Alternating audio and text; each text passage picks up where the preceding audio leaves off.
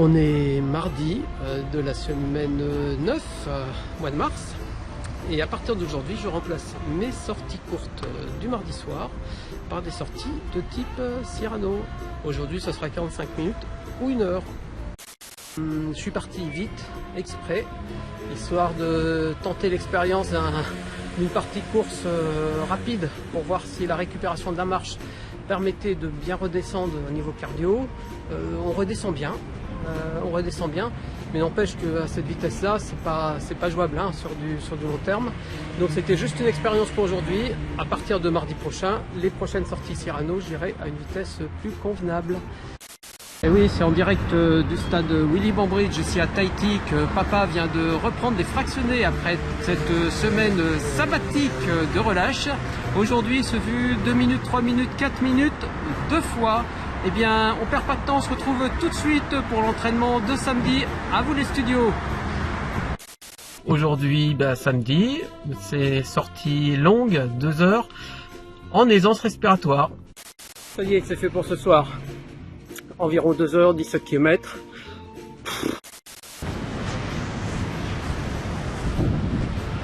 Donc je vais commencer à faire demi-tour si je veux être rentré avant la nuit. Et puis surtout, il n'y a pas de point d'eau dans le coin pour boire. Et je vais pas avoir assez de flotte. Alors j'ai une station-service à 8 km.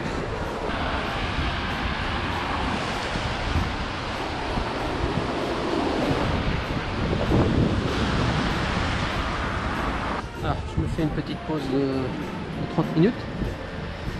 Je mets la pause en arrêt, la montre en pause. C'est bien de le faire dans des conditions réelles parce que là je viens de m'apercevoir d'un truc. En retirant les écouteurs, j'ai perdu le petit coussinet. C'est con, mais une fois qu'il est perdu, eh bien on peut plus le mettre. Alors je pense pas faire toute la course avec les écouteurs, mais je me suis prévu quelques podcasts à certains moments pour faire passer le temps. Et je crois que ça va pas être inutile de prendre quelques coussinets d'avance en stock, en sécurité, surtout que ça pèse rien. Parce qu'en cas de perte, eh bien bêtement, on peut plus s'en servir. J'avais au début prévu de prendre le casque Bluetooth. Malheureusement, le Bluetooth il a une autonomie qui n'est pas très importante. Et puis je me vois pas emporter un chargeur Bluetooth. Bon, j'ai essayé les chaussettes à doigts de pied. C'est pas désagréable à porter. C'est assez sympa.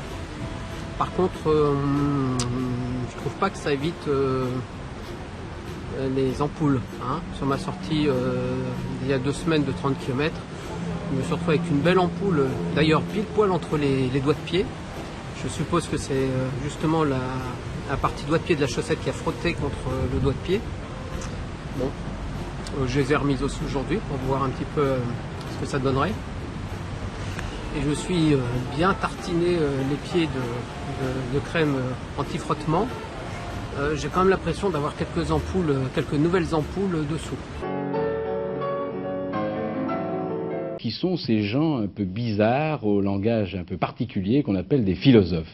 30 minutes de repos, c'est 3 km qui ne sont pas faits. À 6 km/h.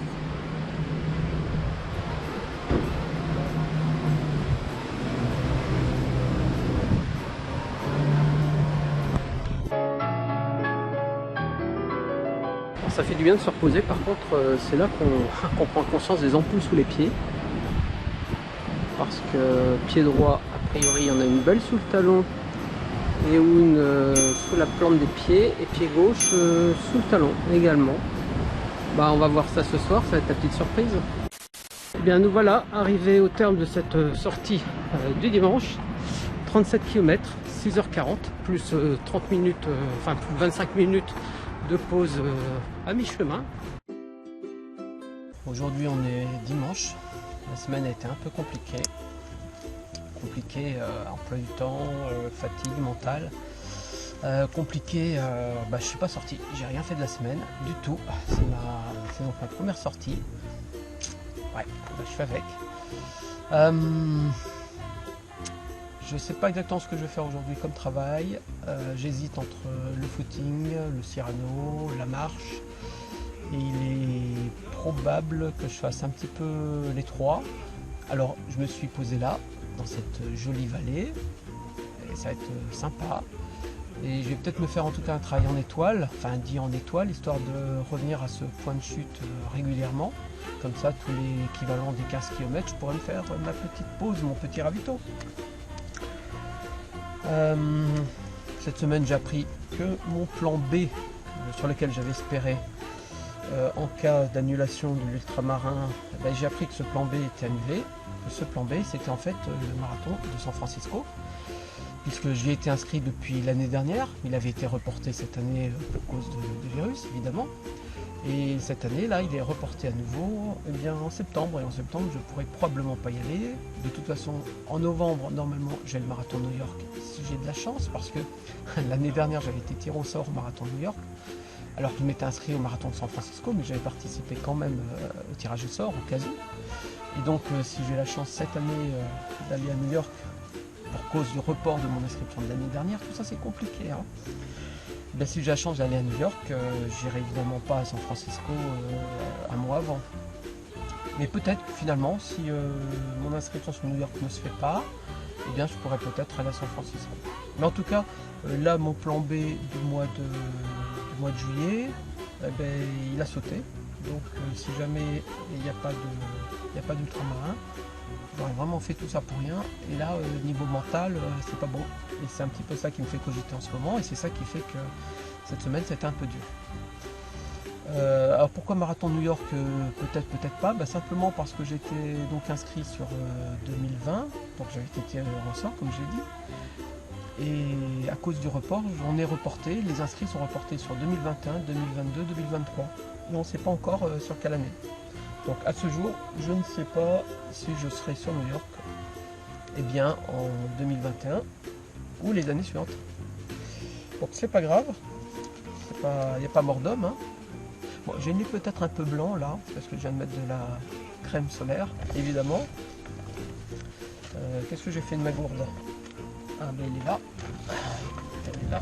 Hop. Le mouchoir. Les mouchoirs, je vais les mettre là. La gourde, enfin la flasque, je vais la mettre là. Là je pars avec 1,5 litre, 2 litres d'eau. De toute façon je voudrais faire 15 bornes avant de revenir ici. Je vais reprendre le chemin là, par lequel je suis arrivé. On a pour 6-7 km. Donc voilà, ça me fera presque mes 15 bornes, je compléterai en arrivant. Voilà, je suis équipé. Je vais aussi courir avec ça. C'est le dispositif que je vais utiliser pour l'ultramarin. Je vais voir comment le fixer pour que ça soit le moins gênant possible. Et puis on verra ce que ça donne en courant. Les chaussures que j'utilise là sont pas très bien adaptées à ce terrain. C'est des gels Cumulus qui ont déjà dépassé les 1000 bornes. En fait, j'attends un peu avant d'utiliser mes chaussures définitives parce que sinon, vu les entraînements qui restent, je vais les cramer avant de pouvoir courir l'épreuve. Mais d'ici 2-3 semaines, je vais pouvoir les porter. Et je vais utiliser 2 paires de chaussures. Déjà des gels Cumulus tels que celle-ci pour tout ce qui est plat et route, qui est quasiment le terrain de la deuxième moitié de l'ultramarin. Et pour la première moitié qui est également plate, mais dans laquelle il y a peut-être plus de racines et de chemin, je vais utiliser des Brooks Aduro. Voilà, il n'est pas impossible non plus que j'emporte mes vieilles GN Nimbus que j'avais utilisées sur le marathon de Paris, parce qu'elles sont très confortables, ultra confortables. Et sur la deuxième moitié, si vraiment je devais avoir très mal aux pieds et plein d'ampoule, je pense que ce type de confort pourrait m'être bien utile. Donc je vais les emporter dans les bagages et je verrai à ce moment-là ce que je porte aux pieds.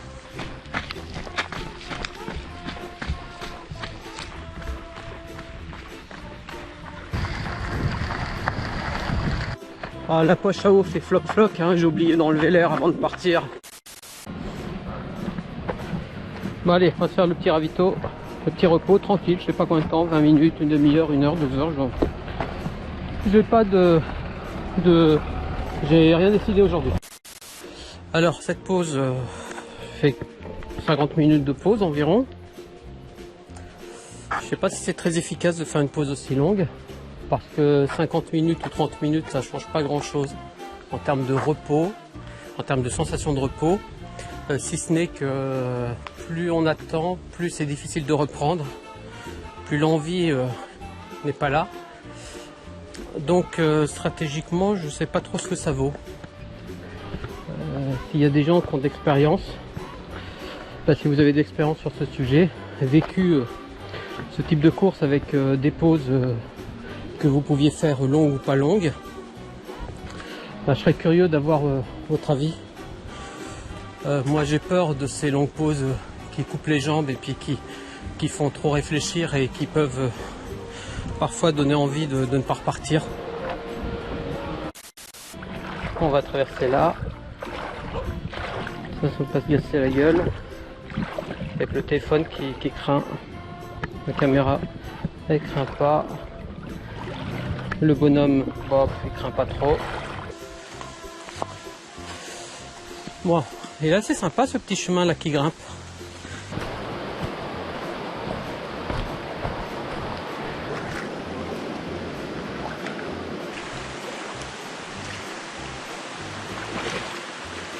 Je termine ma sortie pour aujourd'hui, total 30 km. La journée se termine, ça fait 6 heures que je suis là. On voit qu'il commence à faire plus sombre, la vallée commence à se vider, même s'il y a encore beaucoup de monde. La semaine prochaine, je vais essayer de reprendre mes habitudes. Et pour pas que ça soit trop long, je vous marque tout de suite là ce que j'ai fait mardi en sortie courte, ce que j'ai fait jeudi en fractionné et ce que j'ai fait samedi en sortie longue. Probablement pas de sortie marche la semaine prochaine, mais dans 2 semaines on remet ça pour une sortie longue. Ça sera pour le coup une sacrée sortie longue, mais je vous en dis pas plus pour l'instant, c'est une petite surprise. Waouh les amis, ce soir super sensation, je suis content de ce travail, c'est la première fois depuis fort longtemps et c'est probablement dû à l'heure à laquelle j'ai fait l'exercice. Donc maintenant première décision, fini les sorties à 16h, ça sera toujours au moins 17h45, ce qui veut dire qu'il faudra sortir à la frontale forcément, mais c'est pas très grave.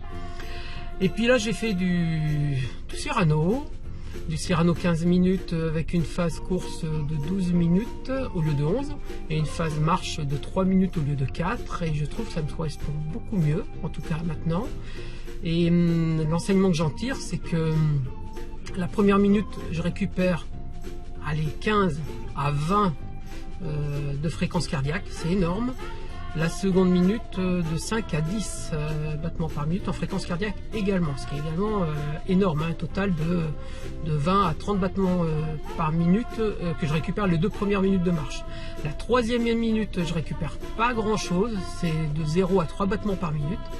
Et la quatrième minute, rien quasiment.